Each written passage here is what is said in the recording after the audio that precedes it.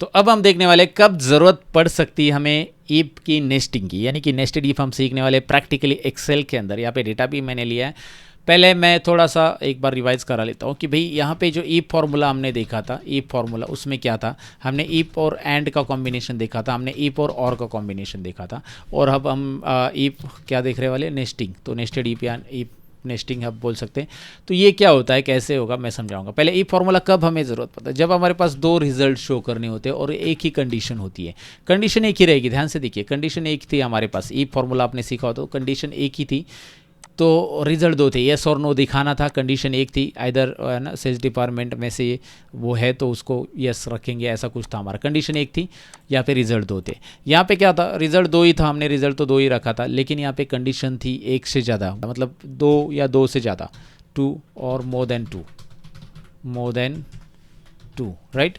दो या दो से ज़्यादा कंडीशंस है तो आप यूज़ करोगे एंड का। ये भी सेम ही है, और का इस्तेमाल करोगे। इसमें भी दो रिजल्ट थी, है रिजल्ट वही थे, येस और नो। यहाँ पे भी येस नो, यहाँ पर येस और नो, लेकिन यहाँ पे कंडीशन दो से ज़्यादा, यहाँ पे भी कंडीशन दो से ज़्यादा। हाँ, बस यहाँ पे एक था कि सारी कंडीशन चेक थी, कंपल्शन था। क्या था, कंपल्सरी था, और नीचे वाले में ऑप्शनल था, राइट। ये हमने सीखा था, कंपल्सरी सारी कंडीशन चेक होनी चाहिए, और यहाँ पे क्या होना चाहिए, सारी कंडीशंस यहाँ पे ऑप्शनल, राइट, ये ऑप्शनल, इस तरह से।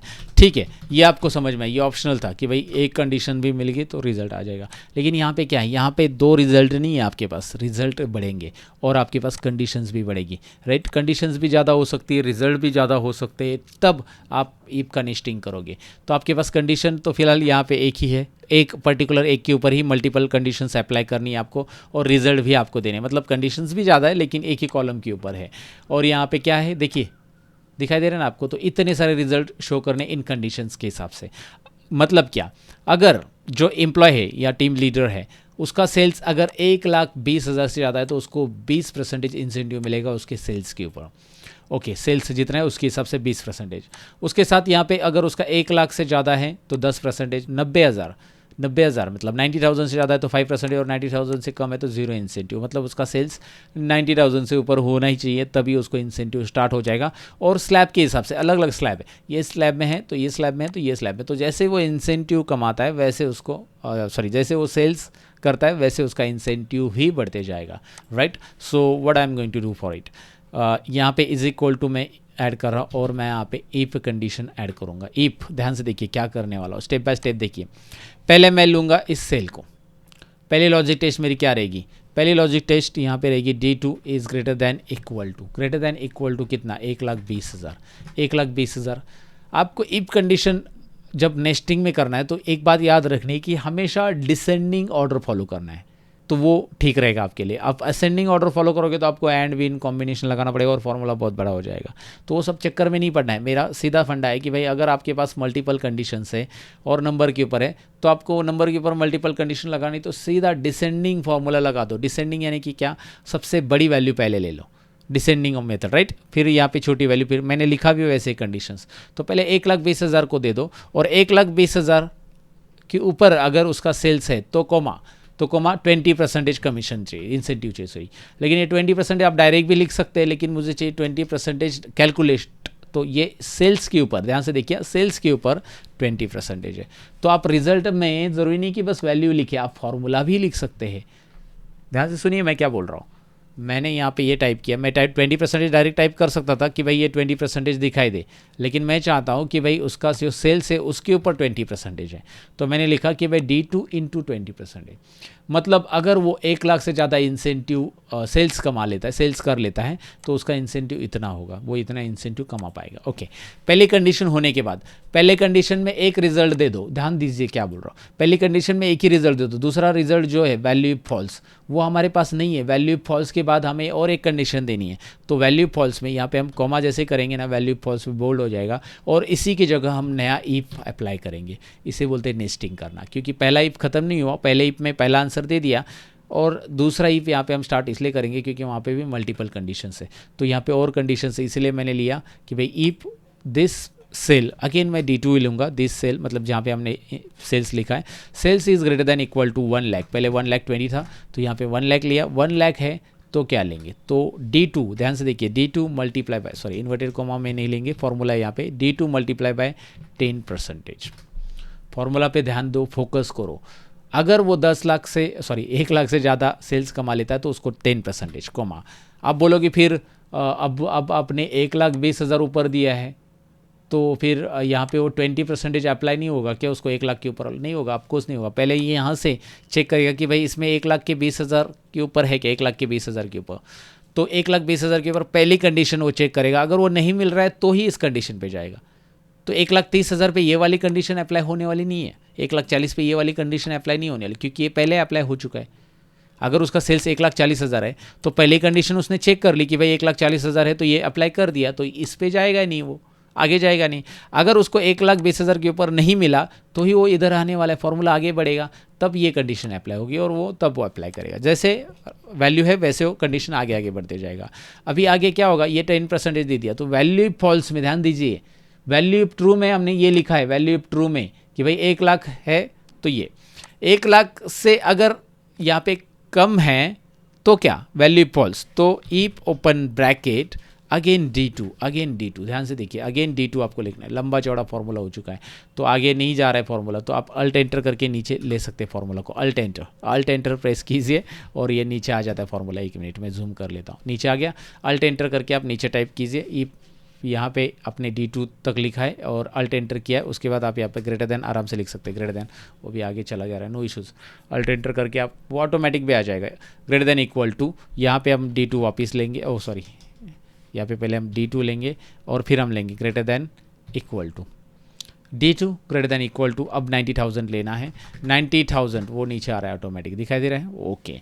सो 90,000 है तो कोमा, तो D2 इंटू 5% हमारा तय है। और नहीं तो क्या, अब यहाँ पे जैसे ये कंडीशंस कंप्लीट हो जाएगी हमारी, वैल्यू ट्रू हो गया, वैल्यू फॉल्स में क्या है, नहीं तो 0 है, बस 0, बाकी कुछ करने की ज़रूरत नहीं है। वैल्यू फॉल्स में 0 दे दो, क्योंकि लास्ट कंडीशन 0 है, 90,000 से लेस देन लिखने की ज़रूरत नहीं है। समझ में, लेस देन 90,000 की कंडीशन लिखना ही नहीं, क्योंकि ग्रेटर देन लिया है 90,000 तो रह गए वो 90,000 से कम ही है, उसको डायरेक्ट 0 लिख दो यहाँ पे, सिंपल है। एंटर करके रिजल्ट देख लो, एंटर देखिए, 1 मिनट मैं भूल गया आपको बताना। जैसे मैं यहाँ पे एंटर करूँगा ना, मैंने ब्रैकेट क्लोज नहीं किए, मुझे पता नहीं कि कितने ब्रैकेट क्लोज करने, मैं भूल गया हूँ। तो यहाँ पे एंटर करो, वो ऑटोमेटिक बताएगा कि भाई यहाँ पे 3 ब्रैकेट क्लोज होने, क्योंकि 3 बार आपने ईप ओपन किया है, दिखाई दे रहा है ना। और मैंने क्लोज भी किया तो भी कोई प्रॉब्लम नहीं, ये पॉपअप नहीं आएगा। फिलहाल ये आ चुका है। एक्सेल स्मार्ट है, यहाँ पे 0 बता रहा है और सारा रिजल्ट आपको इंसेंटिव डेसिमल प्लेसेस में चाहिए तो यहाँ पे इंक्रीज और डिक्रीज ऑप्शन है, लेकिन यहाँ पे सारा रिजल्ट आपको प्रॉपरली मिल रहा है, राइट। आप डिक्रीज कर दो, कोई इशू नहीं। तो यहाँ पे इसका इंसेंटिव मिल रहा है, इसको इंसेंटिव प्रॉपर मिल रहा है, सबको अपने अपने हिसाब से परसेंटेज वाइज इंसेंटिव मिल रहा है। अगर आप कैलकुलेशन करके भी देखना चाहते हैं, दिस मल्टीप्लाई बाय 20% तो आपको रिजल्ट मिल जाएगा 31,771 और 0.60, ये राउंड फिगर कर दो तो 0.70 दिखाई दे रहा है, वही हो रहा है। सो जो आंसर ये था वही आंसर यहाँ पे आपको मिल जाएगा, क्योंकि वो 20% हो गया। अगर ये देखेंगे तो ये 90,000 है, तो ये देखते हैं कितना, इसके ऊपर कितना कैलकुलेशन होगा, 5% होगा, क्योंकि 90,000 के ऊपर है तो 5% के हिसाब से देखो बराबर है, यही वैल्यू है। अगर ये राउंड फिगर करेंगे तो ये हो जाए। तो आपको आइडिया आ चुका होगा कि ये प्रॉपर अप्लाई हो रहा है जैसे हमने कंडीशंस दी है। याद रखो, इसे समझना बहुत ज़रूरी है। नेस्टिंग कब करना है, कैसे करना है, जब आपके पास मल्टीपल कंडीशंस है तो आप मल्टीपल कंडीशन के ज़रिए यहाँ पे कंडीशंस आप कैसे डिसेंडिंग ऑर्डर में लिखोगे, बड़ी वैल्यू पहले आ जाएगी। सो यहाँ पे ये रूल याद रखना है, ओके। उसके बाद पहला आंसर देना है वैल्यू ट्रू का। अगर ये पहली कंडीशंस मिलती है तो फिर 20%, तो आप डायरेक्ट 20% लिखना चाहते हो लिखो, आप मल्टीप्लाई करके आंसर लिखना चाहते हो तो भी लिख सकते हैं। तो मैंने 20 लिख दिया इस बार, चलो ठीक है, कॉमा। उसके बाद वैल्यू फॉल्स में दोबारा if open bracket, this cell is greater than equal to 1 lakh, ध्यान दीजिए 1 लाख लिखा, कोमा। उसके बाद यहाँ पे लिखना है कितने परसेंटेज, डायरेक्ट मैं परसेंटेज ले रहा हूँ इस बार, कैलकुलेशन नहीं ले रहा हूँ, ओके। उसके बाद इफ ओपन ब्रैकेट, फिर this cell is greater than equal to 90,000 और इसके बाद यहाँ पे आना चाहिए 5% और लास्ट में रह गए वो 0%, उसको देने की ज़रूरत नहीं है। तो आपका रिजल्ट यहाँ पे बराबर वैसे आ जाएगा जो परसेंटेज है।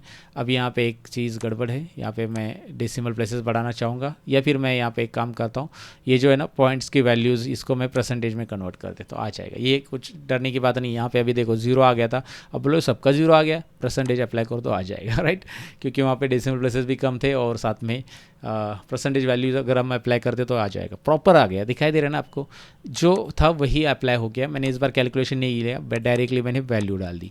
तो आप ऐसे भी कर सकते हैं, आप कैलकुलेशन के साथ कर सकते हैं, लेकिन आपको रिपीटेड फार्मूलाज टाइप करके प्रैक्टिस करनी पड़ेगी अलग अलग डेटा पे। आपको कोशिश करनी पड़ेगी कि आप किस तरह से इसे अलग डेटा पे अप्लाई कर सकते हैं।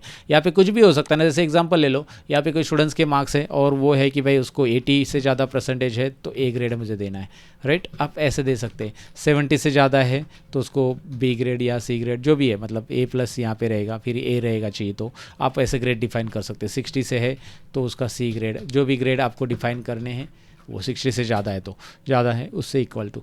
सो ऊपर से नीचे आ जाओ, याद रखो तभी ये काम करेगा। ऊपर से नीचे मतलब डिसेंडिंग ऑर्डर में, बड़ा नंबर छोटा नंबर छोटा नंबर, इस तरह से नेस्टिंग करते हैं ईफ का। आइडिया तो मैंने दे दिया है, आप ट्राई कीजिए अपने हिसाब से, प्रैक्टिस कीजिए। हाँ, लेकिन ये नंबर के अंदर नेस्टिंग होता है, टेक्स्ट के अंदर नेस्टिंग की ज़रूरत नहीं है। मतलब यहाँ पे मल्टीपल टेक्स्ट के ऊपर अगर आपको देना है कि भाई मार्क है, रॉक है और कोई और है और एक प्रोजेक्ट है, जैसे कुछ और लेते हैं, मार्क लेते हैं, चलो मार्क हो गया, मार्क लेते हैं एक और, मार्क ये क्या हो गया, ओके। तो 3 प्रोजेक्ट है, तो मार्क है तो अलग आना चाहिए, रॉक है तो अलग आना चाहिए, मार्क है तो अलग आना चाहिए, मार्क राइट। या फिर इसको कुछ और नाम देते हैं, इसको नाम देते हैं कुछ भी यार, जैसे कि इसको स्केल नाम देते हैं, स्केल प्रोजेक्ट, ओके चलो ठीक है। तो मार्क, रॉक एंड स्केल करने वाला स्केल प्रोजेक्ट, अगर तीनों में से, तो इसकी कंडीशन कैसे आएगी मैं यहाँ पे लिख देता हूँ। फॉर्मूला कैसे रहेगा, if open bracket this is equal to, बस इक्वल टू आएगा, यहाँ पे कोई ऑर्डर नहीं, मार्क पहले ले लो या कुछ भी ले लो। मार्क है तो यहाँ पे क्या रहेगा, this is equal to mark है, तो यहाँ पे आपका आंसर रहेगा। मार्क है तो क्या रहेगा, उसको क्या आंसर देना है, प्रोजेक्ट 1 उसको असाइन करना है। ये प्रोजेक्ट 1 है, मार्क है तो ये प्रोजेक्ट 1 है, राइट। यहाँ पे लेंगे प्रोजेक्ट 1, टेक्स्ट में आंसर मुझे चाहिए, मार्क है तो इसको नाम देना है मुझे project 1, comma if open bracket, फिर से दूंगा मैं, इसको सेलेक्ट करूंगा, इज इक्वल टू C2 को सिलेक्ट करना है बार बार।